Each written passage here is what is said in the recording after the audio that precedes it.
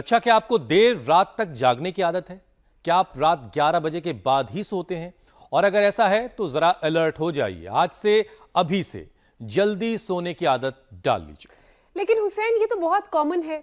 हम सब जिस तरह का लाइफस्टाइल जीते हैं, खाते पीते हैं, मोबाइल कॉल का इस्तेमाल करते हैं, उसे मोबाइल को स्क्रॉल करते हैं, कब रात के 12-1 बज जाते हैं पता ही नहीं चलता। और इसीलिए तो सावधान कर रहा हूं ज्योत्सना, क्योंकि the great Indian sleep score card के नाम से एक रिपोर्ट जारी हुई और ये रिपोर्ट बहुत डरावनी है। भारत कम नींद की परेशानी से जूझने वाला दुनिया में दूसरा बड़ा देश बन गया है, और वो इसलिए कि 58% भारतीय रात 11 बजे के बाद सोते हैं, और इसका असर उनकी सेहत पर पड़ रहा है। लोगों की उम्र घट रही है, कम हो रही है। हुसैन, देर तक सोने की जो सबसे बड़ी वजह है वो है मोबाइल फोन। भारत में 88% लोग सोने से पहले सेल फोन का इस्तेमाल करते हैं, जिसमें से 54% लोग बेमतलब सोशल मीडिया पर वक्त बर्बाद कर रहे होते हैं। और ये ग्राफ लगातार बढ़ रहा है, क्योंकि 2019 में 62% लोग ही सोने से पहले मोबाइल का इस्तेमाल करते थे। और जैसा कि श्रुतिका ने बताया, समझ आता है कि आंकड़े में इजाफा है। और यही वजह है कि national institute of general medical science लोगों से अपना टाइम टेबल ठीक करने की अपील कर रहा है। देर से सोने पर इम्यूनिटी कमजोर होती है, मेटाबॉलिज्म स्लो होने से लाइफस्टाइल की बहुत सारी बीमारियां, मोटापा, इंडाइजेशन, एंजाइटी, डिप्रेशन जैसी चीजों का रिस्क बढ़ जाता है। और दिक्कत यह भी है कि बिगड़ा हुआ लाइफस्टाइल कई दूसरी बीमारियों का भी कारण बनता है। जैसे लाइपोमा को ही ले लीजिए, जिसमें हाथ, पैर, गर्दन, कमर या शरीर के किसी भी हिस्से में गांठें उभरने लगती हैं, और जिसका मॉडर्न मेडिकल साइंस में सीधा इलाज सर्जरी ही है ज्योत्सना। लेकिन यौगिक आयुर्वेदिक तरीके से गांठों से छुटकारा मिल सकता है, और ये काफी कारगर भी है। तो चलिए योग गुरु स्वामी रामदेव के पास चलते हैं और उनसे समझते हैं कि जो लाइपोमा जैसी बीमारी है, जिसका इलाज सिर्फ सर्जरी है, क्या उसे आयुर्वेद के जरिए, क्या उसे योग के जरिए पिघलाया जा सकता है, मेल्ट किया जा सकता है? स्वामी जी प्रणाम, बहुत बहुत स्वागत है आपका। प्रणाम स्वामी जी। बहुत बहुत प्रणाम, बहुत बहुत प्रणाम। तो देखो, ये रोज एक बार, जैसे मैं हर दिन कहता हूँ कि वेगपूर्वक व्यायाम करो। यौगिक जॉगिंग के 12, 15, 16 अभ्यास जितने बन पाए, पसीना बहाओ पूरा, अपने आप गांठें मेल्ट होना शुरू हो जाती है। तो ये अभ्यास एक बार पूरे दोहरा ही देते हैं हम। आज कई दिन हो गए, और चाहे तेज दौड़ करके पसीना बहा लो, चाहे स्टीम लेकर के भी पसीना आता है, धूप में भी पसीना आता है। धूप वाला सोना बाथ आदि में, स्टीम बाथ आदि में जो पसीना लेते हैं वो भी लाभ करता है। लेकिन ये जो योग से हम पसीना बहाते हैं ना, ये बहुत ही ज़रूरी होता है। योग से पसीना बहाओ। थोड़े दिन के लिए लाइपोमा होने पर जो है घी बंद कर दो, थोड़े दिन घी बंद करना पड़ेगा, और फिर गर्म पानी पीना पड़ेगा। घी बंद कर दें, हो सके तो थोड़ी दिन अनाज भी बंद कर दें। मैं गांठें होने पर, मोटापा होने पर, हार्ट में ब्लॉकेज, कोलेस्ट्रॉल बहुत ज़्यादा होने पर, पूरे शरीर में नेगेटिव एनर्जी बहुत ज़्यादा बढ़ जाए, टॉक्सिन्स, ऑक्सीडेंट्स बहुत ज़्यादा बढ़ जाएं, तो उस समय घी, नमक, मीठा और अनाज थोड़े दिन के लिए बंद कर देते हैं। सैकड़ों तरह की सलाद है, सैकड़ों के फ्रूट्स, ड्राई फ्रूट्स हैं, सैकड़ों तरह के वेजिटेबल्स हैं, इनका सेवन करें पूरा। स्वामी जी, ये लाइपोमा वाली गांठें तो आप खत्म करवा ही देंगे, जो आज अभी बता रहे पूरे के पूरे, लेकिन एक ऐसी समस्या खड़ी हुई है जिसका इलाज मुमकिन तो है, लेकिन कैसे होगा, कैसे असर करेगी लोगों तक आपकी बातें, लोगों पर आपकी बातें, ये बड़ा सवाल है। स्वामी जी, हमने आपसे हमेशा ये सुना कि दिन जो है वो काम करने के लिए है और रात कुदरत ने आराम के लिए बनाई है, लेकिन हमारे देश में स्वामी जी 58% लोग ऐसे हैं जो रात में 11 बजे के बाद सो रहे हैं, और इसकी वजह से भारत दुनिया का दूसरा ऐसा देश बन गया है जहां कम नींद लेने की वजह से लोग बीमार भी हो रहे हैं, लोगों की उम्र भी घट रही है। तो कौन कौन सी और बीमारियों का खतरा है, जरा ये भी लोगों को समझाइए, और अगर मुमकिन है तो जरा कान पकड़ के खींचिए कि भाई ये उल्लुओं की तरह से रात में जागना बंद करो। ये एकदम आपने ठीक कहा हुसैन भाई। देखो, अभ्यास तो हम पूरे बताएंगे। अभी देखो, बातों बातों में 10 मिनट में करीब 50 अभ्यास होते हैं। ये अभ्यास हमारे साथ साथ करते रहें और ज़रा गौर से सुने। एक तो नींद का सही समय, सही मात्रा और स्वप्न रहित निद्रा 10 से 4 ये नींद का सबसे सही समय है। 6 घंटे की नींद पर्याप्त है। कुछ लोग 7-8 घंटे की भी हिमायत करते हैं। देश के प्रधानमंत्री से लेकर के, देश के गृह मंत्री से लेकर के, हमारे आदरणीय योगी आदित्यनाथ जी से लेकर के स्वामी रामदेव तक और हमारे श्रद्धेय भाई रजत शर्मा जी तक, मैं तो जितने भी लोगों को जानता हूँ सब 6 घंटे से ज़्यादा तो कोई सोता नहीं है। 10 से 4 वाला समय सबसे अनुकूल समय होता है। एक तो ये समय की बात हुई और उसके साथ मैंने टाइम की बात कर दी कि 6 घंटे की नींद पर्याप्त है। कोई 7-8 घंटे सोना चाहे तो सोए भाई। फिर स्वप्न रहित निद्रा तब आती है जब आदमी निर्भर रहता है। आपको बड़ा प्रिय शब्द है ये, निर्भर रहना, निर्भय रहना, अभय रहना। और उसके लिए व्यक्ति उस खुदा अल्लाह ऑलमाइटी गॉड प्रकृति परमेश्वर के जो विधान है उसका यदि पालन करता है तो आदमी फिर जीवन में निर्भय रहता है। जो व्यक्ति भगवान के विधान का, संविधान का, देश के संविधान का, समाज का एक संविधान है उसका जो पालन करता है, ये भी करवाते हैं। इससे फ्लेक्सिबिलिटी भी आ जाती है, एनर्जी भी आ जाती है। क्रॉस करके फिर ऐसे सामने से फिर ऐसे ही जंघा के नीचे से ये आनंद से ऐसे ये करते। फिर स्वप्न रहित निद्रा है, इसके लिए फिर ये भी कराते ऐसे ऐसे, ये भी ऐसे भी, फिर ऐसे आगे पीछे ऐसे ताली भी बजाते हैं। और फिर जो है सूर्य नमस्कार और दंड बैठक भी कराएंगे। आज पूरा ही पैकेज करवा देते, बहुत दिन हो गए। ये भी तो नींद अच्छी आए, स्वप्न ना आए, इसके लिए थोड़ा प्याज का प्रयोग करें। ये मखाना और ये पोस्त दाना, इसकी खीर भी मैंने कई बार बताई है। प्याज का मैंने कई बार बताया हुआ है। और मेधावटी, मेधावटी बड़ी जबरदस्त। अच्छा स्वामी जी, 2 बार चूंकि आपने स्वप्न रहित और स्वप्न न आए आपने कहा, तो क्या सपने आना क्या मतलब बुरी बात है? क्या गाढ़ ऐसा निद्रा नहीं होना चाहिए? देखो, स्वप्न बहुत ज्यादा आते हैं और डरावने सपने आते हैं। कुछ लोग तो रात को डरते रहते, कभी शेर पीछे भाग रहा है, कभी हाथी, कभी कुत्ता भाग रहा है पीछे, कभी लोग आसमान में उड़ने लगते हैं ऐसे। तो ये बात के कारण से, और ये सब जितने स्वप्न ज़्यादा आते हैं ना, उतनी ही फिर नींद, जिसको साउंड स्लीप बोलते हैं, गाढ़ निद्रा बोलते हैं, सुसुप्ति बोलते हैं। निद्रा, स्वप्न और सुसुप्ति। सुसुप्ति सबसे श्रेष्ठ मानी जाती है। निद्रा की 3 अवस्थाएं हैं।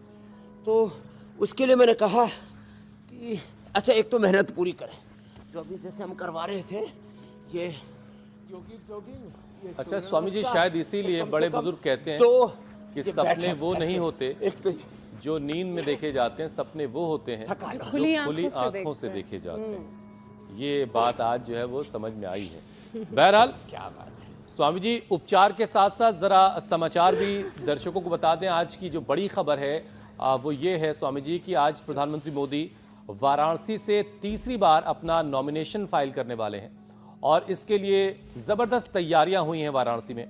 नॉमिनेशन से पहले पीएम मां गंगा का आशीर्वाद लेने के लिए कुछ ही देर में बस घाट पर पहुंचेंगे और चूंकि आज गंगा सप्तमी भी है और इसीलिए नॉमिनेशन से पहले पीएम गंगा स्नान भी करेंगे।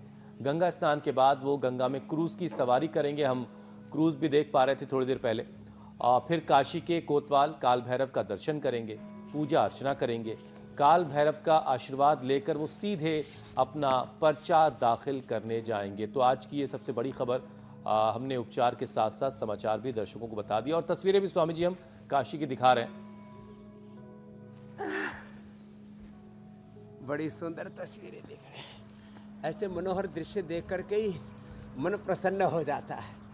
कहीं काशी विश्वनाथ, कभी आप हमें गंगोत्री, यमुनोत्री, बद्री, केदार के दर्शन कराते हैं, तो कभी भगवान कृष्ण के, हमारे जो एक बात श्रेष्ठ सनातन आध्यात्मिक परंपरा है। तो चलो, मैं आपसे बात कह रहा था, ये सुंदर दृश्यों के साथ, मनोहर दृश्यों के साथ, लोकतंत्र के साथ, हम योग तंत्र, योग धर्म के साथ, हम राज धर्म, इसकी भी वोट धर्म, इसकी भी बात कर रहे हैं। तो देखो, लेकिन बार सबसे पुराना पहले हम सुबह थका सुबह लिया योग करें। धर्म निभा लेते मैं हैं तो स्वामी ऐसे जी। 100 बार का कम से कम नियम है। तो देखो ये 100 बार ऐसे कर ले, ये ऐसे। मीनाक्षी जी, ज्योत्सना जी, पूजा जी, कृतिका जी, ये तो अमित एंड आप भी बड़े मजबूत हो।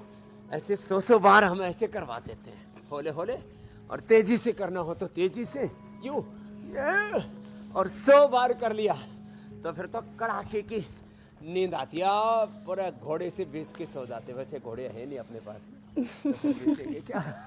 तो लेकिन सब चीज़ों से बच करके सारे संसार से डिटैच होकर के, बड़ा अच्छा शब्द है, कंप्लीट डिटैचमेंट, संसार के सभी चीजों से डिटैच होकर और इसका बेहतरीन तरीका यह है कि और 10 अपने बजते ही स्वरूप से, अपना अपनी फोन जो है चेतना खुद से, से अपने दूर रख स्वयं से, दीजिए, अपनी निजता से पूरे अटैच होकर ताकि डिटैच हो जाए आप दुनिया से जो मुट्ठी में कर रखी है आपने।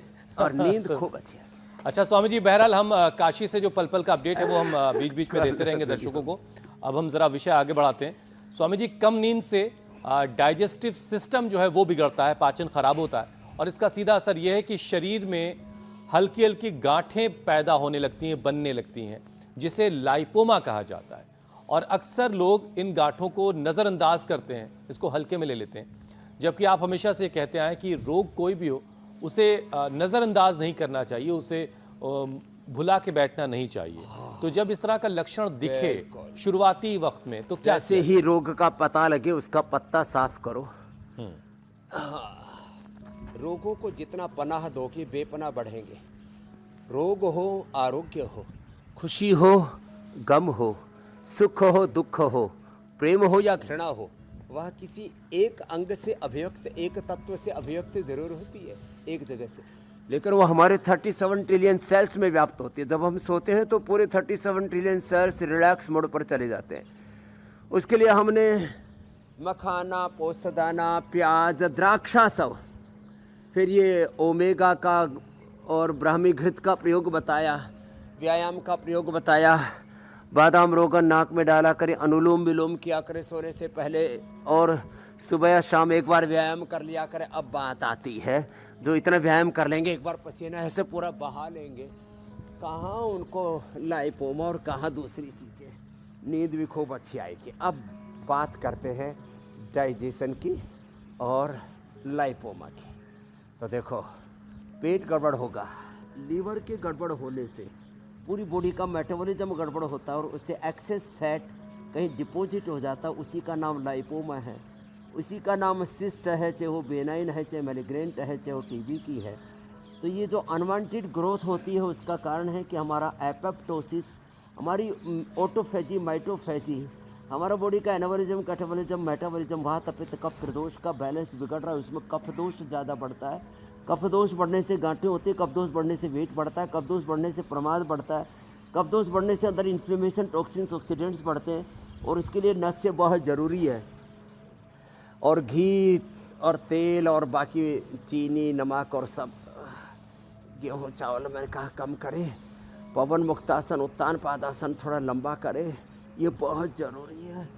और काचना और गुग्गुल, वृद्धि बाधिका, वटी से लेकर के सिस्टोग्रिड से लेकर के, कैंसरस ट्यूमर हो तो सिस्टोग्रिड डायमंड से लेकर के ये, और गोधन अर्क, गोधन अर्क, एलोवेरा, गिलोय, तुलसी, नीम, हल्दी, ये अप्रतिम चीज़ें हैं सिस्ट को मेल्ट करने के लिए, डिजोल्व करने के लिए, पिघलाने के लिए। और ये पवन मुक्तासन, उत्तान पादासन, देखो ये तो कंटिन्यू करना है। और जिनसे बन पाए 1-2 मिनट ये भी कर ले, पादांगुष्ठ, नासा स्पर्शासन, और ये सेतु बंधासन।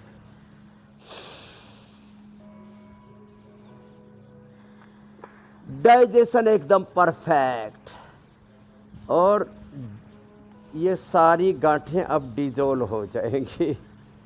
तो जिनसे बन सके वे हलासन भी कर लें।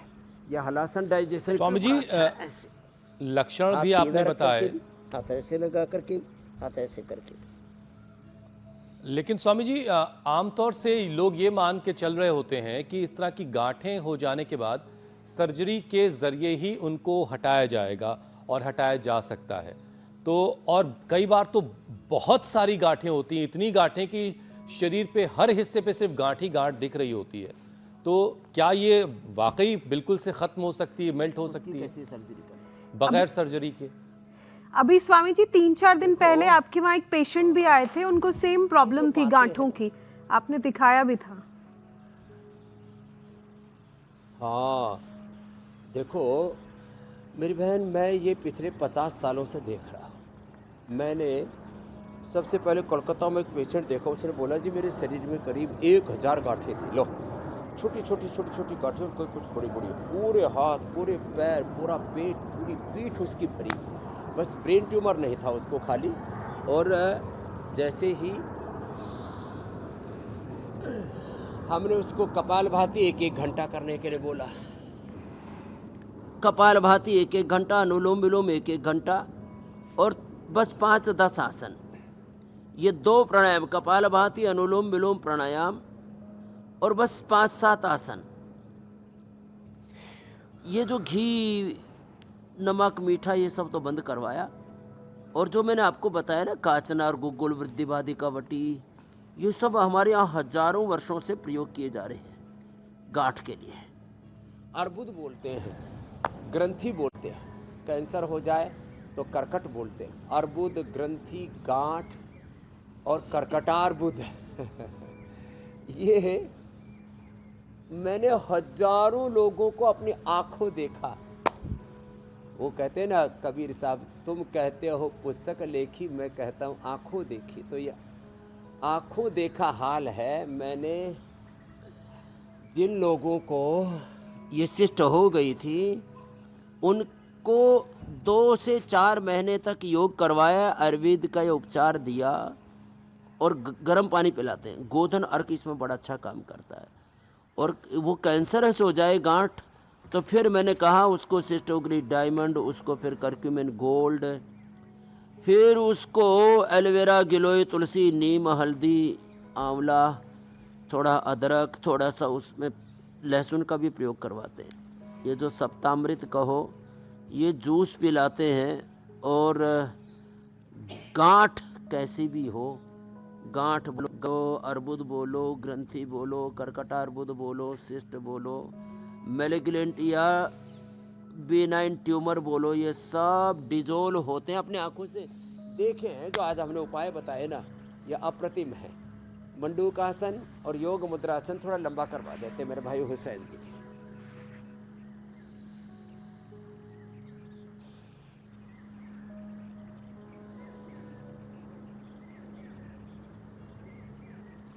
काशी से तो देखो भगवान विश्वनाथ से, अयोध्या से भगवान राम जी से, कृष्ण जी से, मथुरा से, और हमारे सब धामों से, तीर्थों से, हमारी संस्कृति से, हमारे संस्कारों से, हमारे मूल स्वभाव से, हमारी मूल चेतना से, तो हम सबका एक अटूट, अप्रतिम, अनिर्वचनीय रिश्ता है ही सो है।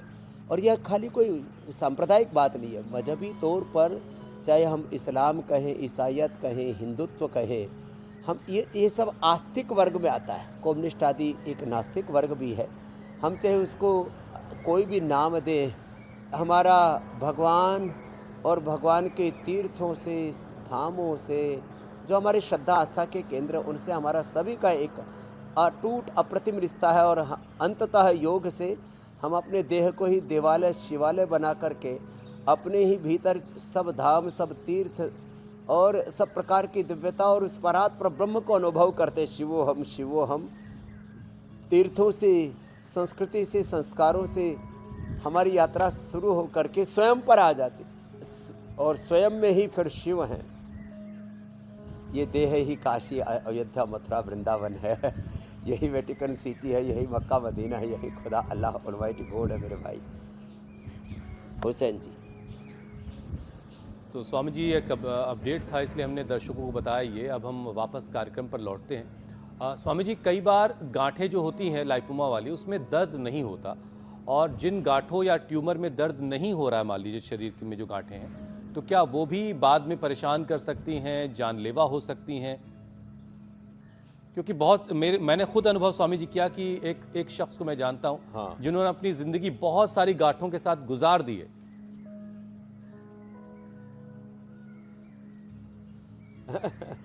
हर गांठ जानलेवा नहीं होती है, और जब ये मल्टीपल सिस्ट होती है तो समझ लो आपके शरीर की अग्नि मंद पड़ी है। देखो, शरीर की ऊर्जा का तो सब खेला है।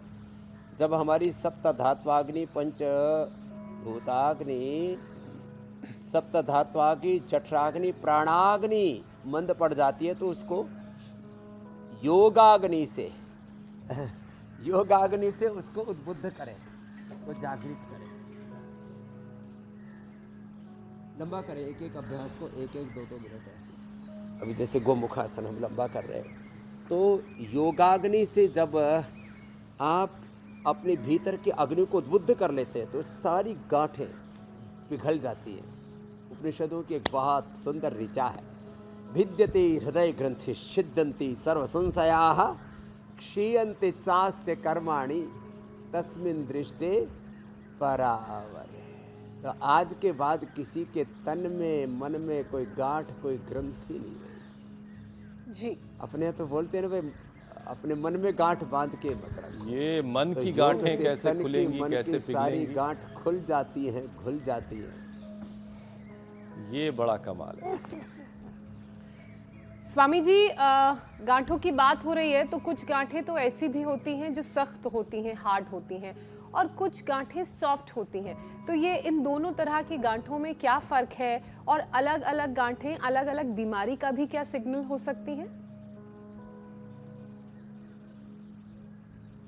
हाँ, देखो, जब गांठें ज़्यादा हो जाए तो ब्लड का सर्कुलेशन बाधित तो होगा, और उससे फिर मरेगा तो नहीं, कैंसर तो नहीं होगा आदमी को, लेकिन उसकी ऊर्जा, उसकी प्रोडक्टिविटी, उत्पादकता, सृजनात्मकता, रचनाधर्मिता, गुणात्मकता जीवन की कम हो जाती है। इसलिए गांठ कोई भी रोग की स्टेजेस हैं, सामान्य, मध्यम और तीव्र वेग होता है रोगों का।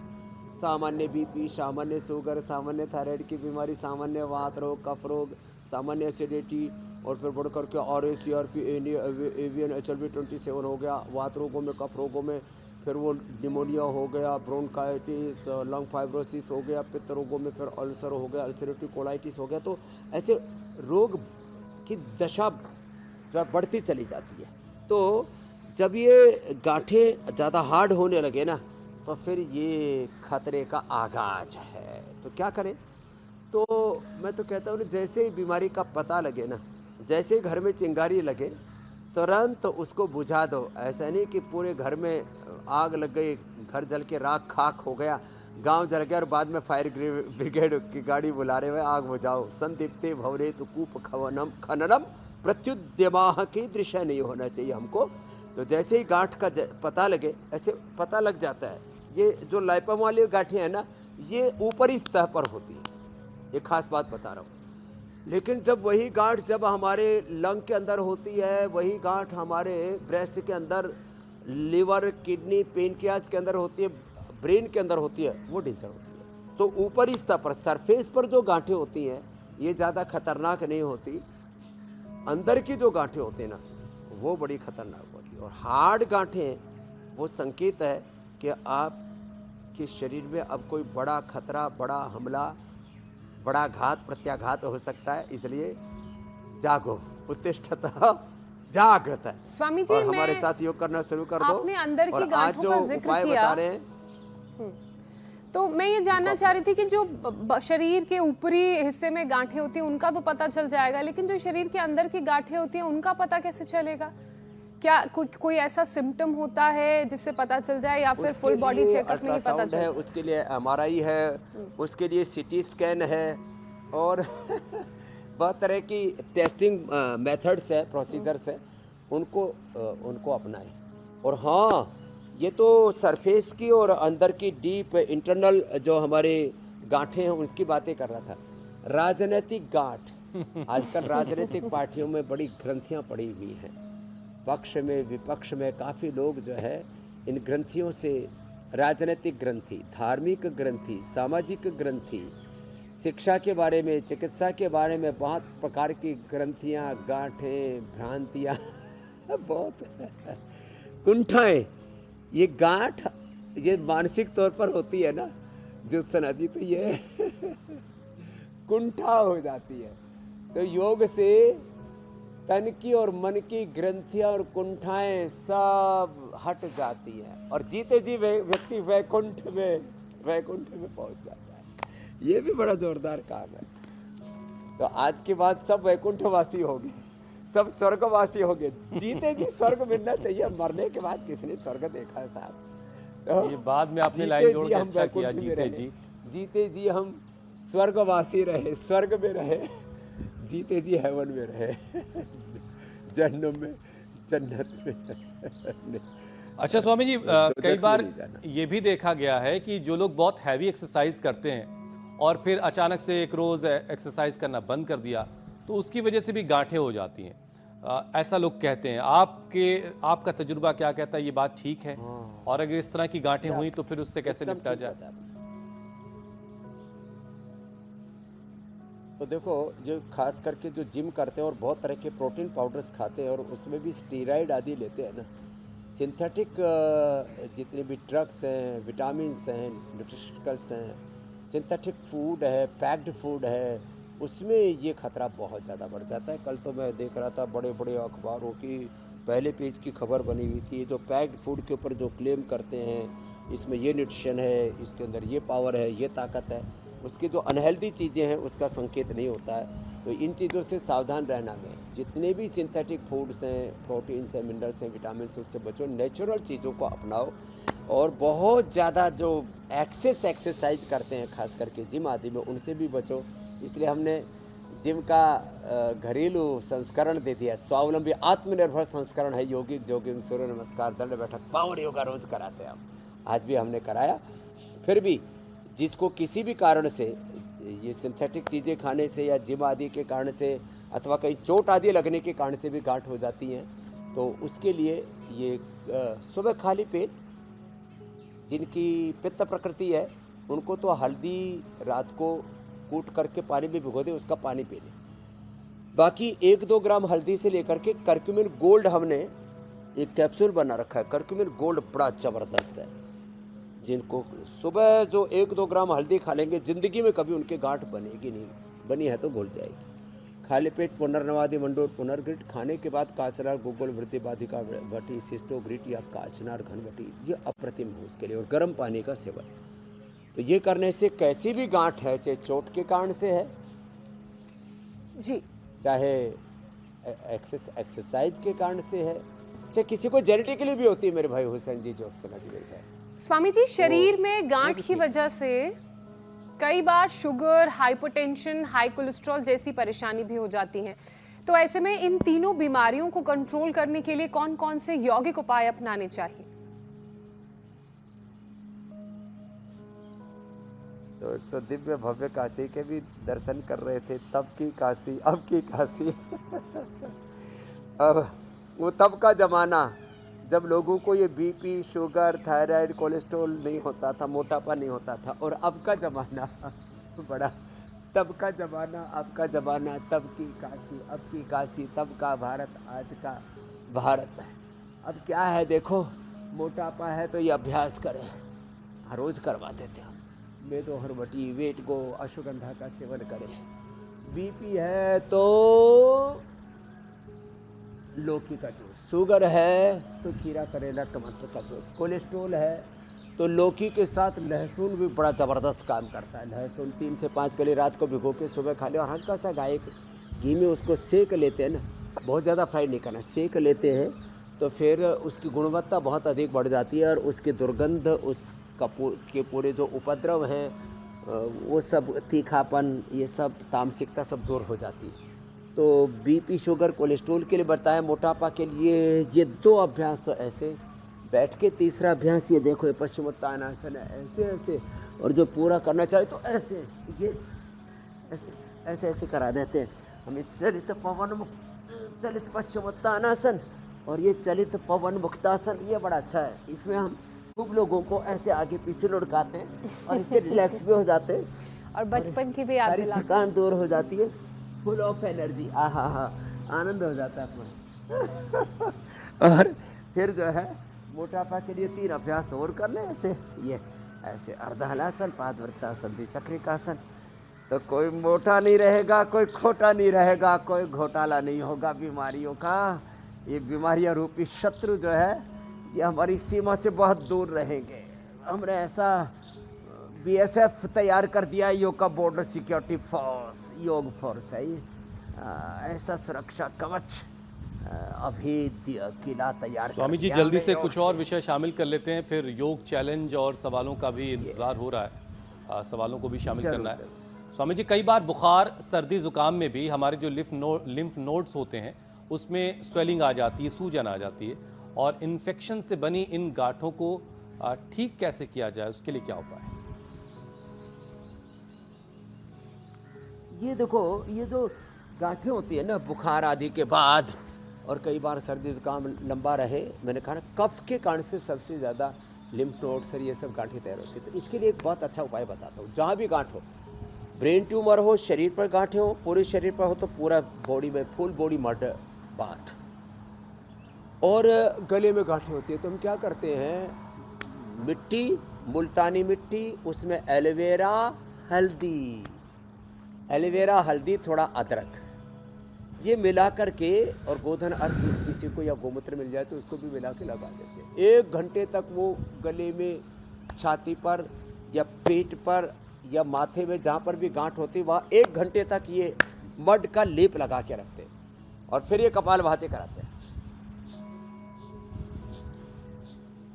अनुलोम विलोम कराते हैं। तो ये मड थेरापी से ब्रेन ट्यूमर से लेकर के ब्रेस्ट के, पेट पीठ के, कहीं पर भी, हाथों में कहीं ट्यूमर था उसको 1 घंटे तक लेप को लगा के रखना। देखो ये टाइमिंग का ध्यान रखना, टाइम एंड टारगेट बेस्ड पूरी वर्किंग है वर्ल्ड में। तो टाइम एंड डोज डिपेंडेंट ये बेनिफिट बता दिया है। स्वामी जी, थेरेपीज के लिए तो आपके पास बहरहाल आना पड़ेगा, खत्म। लेकिन घर बैठे लाइपोमा के मामले में प्राणायाम कितना फायदा पहुंचाएगा? प्राणायाम अप्रतिम है। तो देखो, प्राणायाम में एक तो 5-10 मिनट से शुरू करके,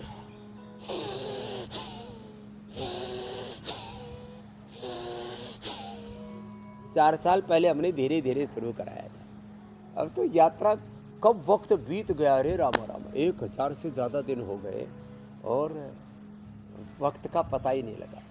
वक्त की धार यह कह रही है, कष्ट क्यों आत्मा सह रही है, देख ऐसी जगह तू खड़ा है, योग गंगा जहाँ बह रही है, बढ़ के गंगा में डुबकी लगा ले, इंडिया टीवी सुबह सुबह लगा ले, अपने मन का दिया तो जला ले। तो 5 मिनट भस्त्रिका, 10-20 मिनट से लेकर के 1 घंटा कपालभाति, 1 घंटा अनुलोम विलोम, सारी गांठें खत्म। ये है योग की महिमा, यह है योग का बेनिफिट, योग का चमत्कार, योग का आविष्कार, योग की हमारे पूर्वजों की देन। और इससे सब के सब रोग मिटेंगे, सब भव बंधन कटेंगे, रोग मुक्ति, जीवन मुक्ति का आनंद मिलेगा योग से। और फिर भी कोई उलझन है तो अपने सवाल हम तक पहुंचा दीजिए, क्योंकि अब सवालों को शामिल करने का वक्त हो गया है। स्वामी जी, दिल्ली से अपनी इंदू जी ने सवाल भेजा है, जरा उनका सवाल सुनते हैं। प्रणाम स्वामी जी। स्वामी जी, 2-2.5 सालों से मेरे सिर में भारीपन, दर्द रहता है, कभी चला जाता है और कभी आ जाता है, उसका उपाय बताएं। सिर में दर्द और भारीपन के लिए इंदु जी, एक तो बादाम रोगन नाक में डालना, अनुलोम विलोम ज़्यादा करना, भ्रामरी उद्गीत भी ऐसे ही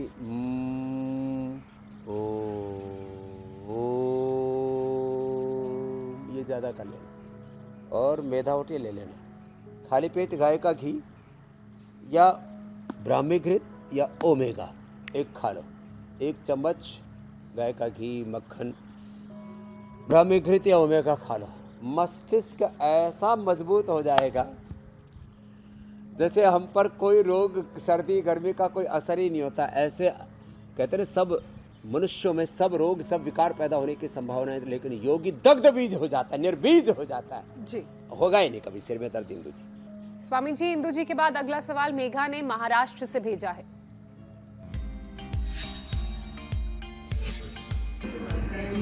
जी, मैं अकोला महाराष्ट्र से बात कर रही हूँ। मैं प्रेग्नेंट हूँ, 6वां महीना चालू है मुझे, और मेरा प्लेसेंटा नीचे होने की वजह से मुझे कौन कौन सी योगा करना है और नॉर्मल डिलीवरी के लिए कुछ उपाय बताइए स्वामी जी। हाँ मेघा जी, देखो आपको केंद्र में रख करके आपने अच्छा पूछा कि एक तो अनुलोम विलोम ज़्यादा करो, भ्रामरी उद्गीत ज़्यादा करो, वो भस्त्रिका भी ये करो, थोड़ा सूक्ष्म व्यायाम करो। अभी जो हम बटरफ्लाई कर रहे थे वो बटरफ्लाई भी करो, और ये सूक्ष्म व्यायाम भी करो। और 1 चम्मच सुबह सुबह गाय का घी खाया करो, 1 चम्मच। पहले गाय का घी स्पेशल तैयार करते थे, देसी घी, प्रेग्नेंट लेडीज़ के लिए, गर्भावस्था में भी और डिलीवरी के बाद भी घी खिलाते थे। हाँ, आजकल के बेटियां पता नहीं कौन सी दुनिया में पहुंच गई हैं। तो गाय का घी सुबह सुबह खाली पेट खाओगे तो आपके शरीर में ऐसी स्थिति बन जाएगी, बस प्रसव पीड़ा होते ही नॉर्मल डिलीवरी हो जाएगी।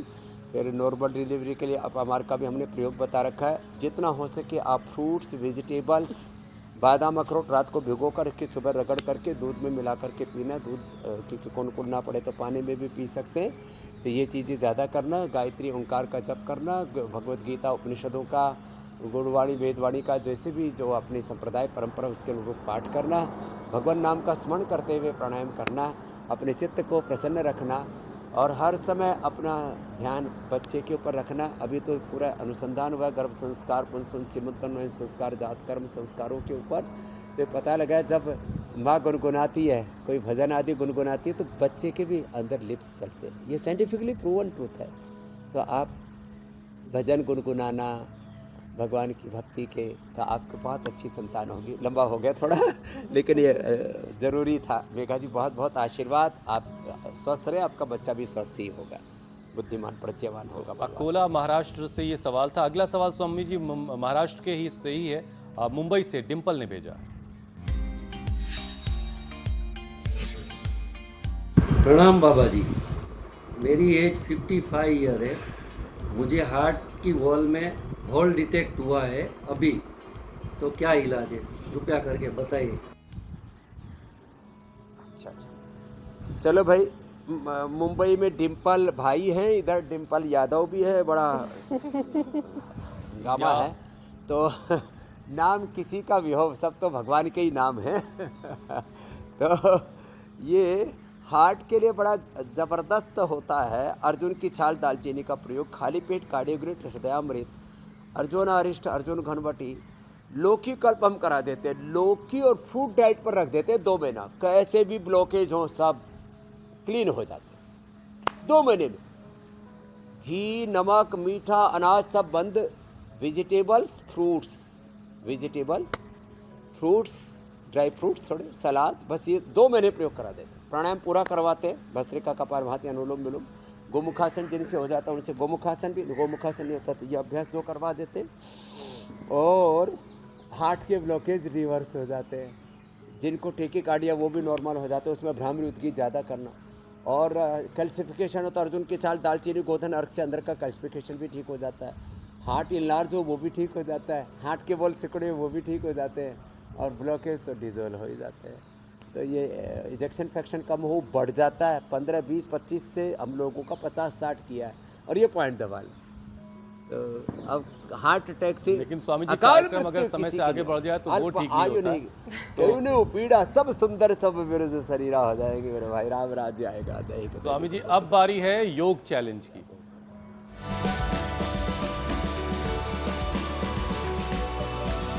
स्वामी जी जो आपने चैलेंज दिया था उसे बहुत सारे लोगों ने एक्सेप्ट किया, और बहुत सारे वीडियोस हमारे पास आए। कुछ चुनिंदा वीडियो आपको दिखाते हैं।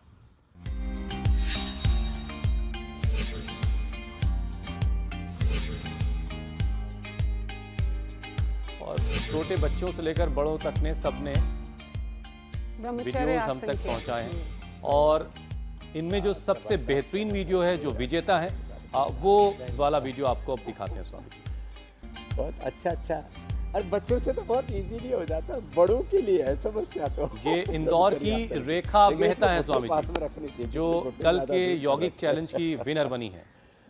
तो जो है आज अभी फ़ोन कट गया, लेकिन कोई बात नहीं, रेखा मेहता इंदौर से बेस्ट किया है, क्या बात है। तो कल का चैलेंज हम दे देते और बिल्कुल बिल्कुल स्वामी। उसके बाद अब आपके दिन भर के समाचार भी आपकी तैयारी कर रहे हैं आगे की। तो हम कल का चैलेंज ये देते हैं, ऐसे सिर दंड लगाना। कैसे? ऐसे उठे ऊपर, गर्दन को थोड़ा आगे निकाला और ये ऐसे किया, ऐसे, और फिर ऐसे, ये गर्दन आगे, और ये कल का चैलेंज है। ऐसे कम देखते से हैं कम स्वामी जी, 5 ये करके चैलेंज भेज कितने देंगे। लोग एक्सेप्ट कर 10 पाते कर हैं? सके तो बहुत अच्छी बात है। शेर दंड कितने लोगों से लगेगा? बहुत एडवांस चैलेंज है ये। स्वामी जी, अब जरा मैं कल के कार्यक्रम के बारे में दर्शकों को बता दूं, कल क्या खास होने वाला है। शेरों वाली है, भारत में शेरों वाली। जरूर। लगातार एसी की हवा बनी घातक। कौन सी बीमारी होगी ट्रिगर? तो अगर आप दिन रात एसी में रहते हैं, एसी चलाकर रखते हैं और टेम्परेचर भी 24 से कम रखते हैं, तो आप भी इस बीमारी की चपेट में आ सकते हैं। क्या है ये बीमारी और कैसे इससे खुद को आप बचा सकते हैं, ये बताएंगे स्वामी रामदेव कल के कार्यक्रम में। और 7:56 से पहले ही इंडिया टीवी लगा लीजिएगा। स्वामी जी, अब आपसे इजाजत लेने का वक्त है। प्रणाम स्वामी जी। प्रणाम स्वामी जी। बहुत बहुत प्रणाम।